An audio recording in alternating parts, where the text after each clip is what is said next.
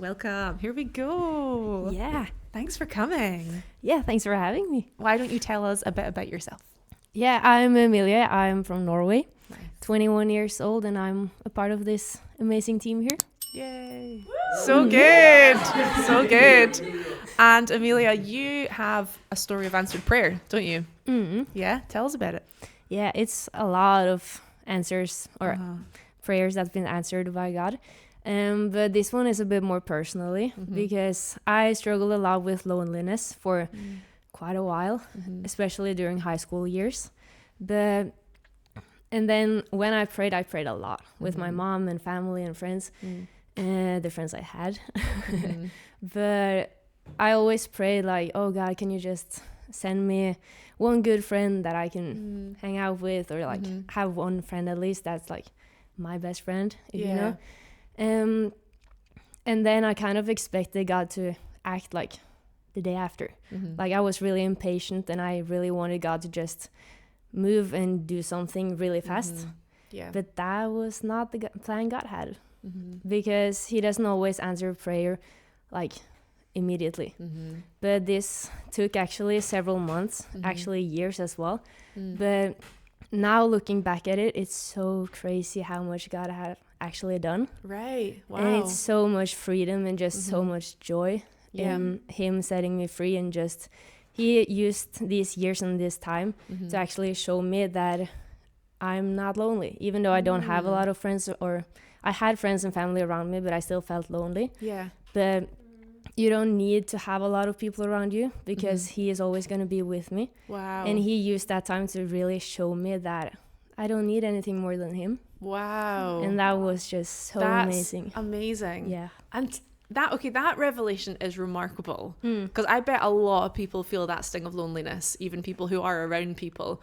That there's just something of that longing to be known, to have company, to have people to relax with. That I think a lot of people struggle with that. Tell me, like, at what point did you have that realization or that revelation that, oh, God can satisfy that? Was that a very gradual thing? Did that happen in one encounter? Like, what was that like for you? Yeah.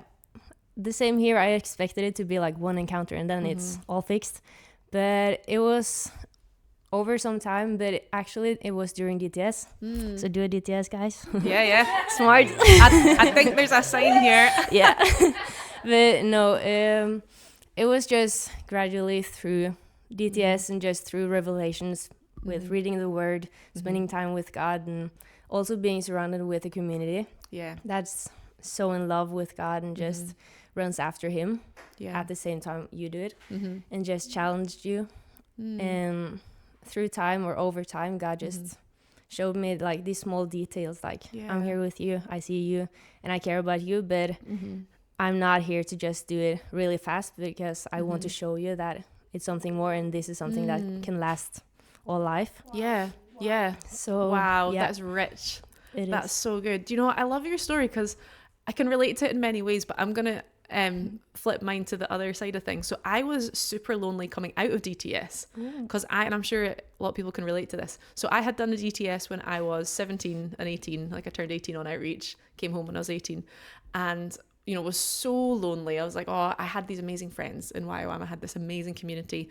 And actually, like after my couple of years in YWAM, God called me back to Glasgow, and, I started a life here. And when I was leaving YWAM, all my friends and all my leaders, when they prayed for me, they said, don't worry, God will provide for you a mentor. God will provide for you community. God will provide for you friends. They were like, he wouldn't send you if he wasn't going to give you all those things. So don't fear, like go. And I was like, yeah, it's going to be fine. Like God's going to provide for me all these things.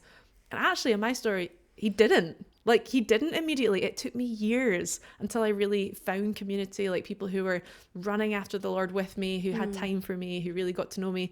Like I had years of what felt to me like loneliness, even though I was around people, but I had years of loneliness coming out, and I was so frustrated because I was like, God, did you not hear our prayers? And they said you would do this.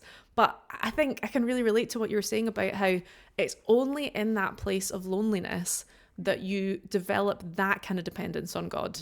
You can't learn those lessons when you're already satisfied in other people, right? That's true. And I see that now. I did not see that at the time. At the time, it just felt painful and like I was the victim. Yep. But actually, you do get a level of dependence and a level of belonging in the Lord that you just can't learn when you're already satisfied by that in other people. So whether it's before DTS or after DTS or during, some people, sometimes you go to the YWAM base being like, I'm going to be around all these people. It's going to be amazing. Like, no, you might have moments as well that you feel really lonely and lost in the crowd. But what we know for sure is that God will never leave or forsake us, right? That's what we know that is true. And if we're not walking owned by that truth, I think actually lonely seasons are the opportunity to get owned by that truth. Yeah, but I love true. that in your story, it wasn't an overnight breakthrough. Like, of course, we always pray for the instant answered prayer. Why wouldn't you ask for that? But again, it's like Chloe's story as well. It's like working with the timings of God. Sometimes he says, I hear you, but not yet. Or sometimes he says, I'm going to do it slightly differently. And I think what's most important is that we're working with him and not leaving him out the picture. So That's true. that is incredible. Thank you for sharing that. Yeah. Brilliant.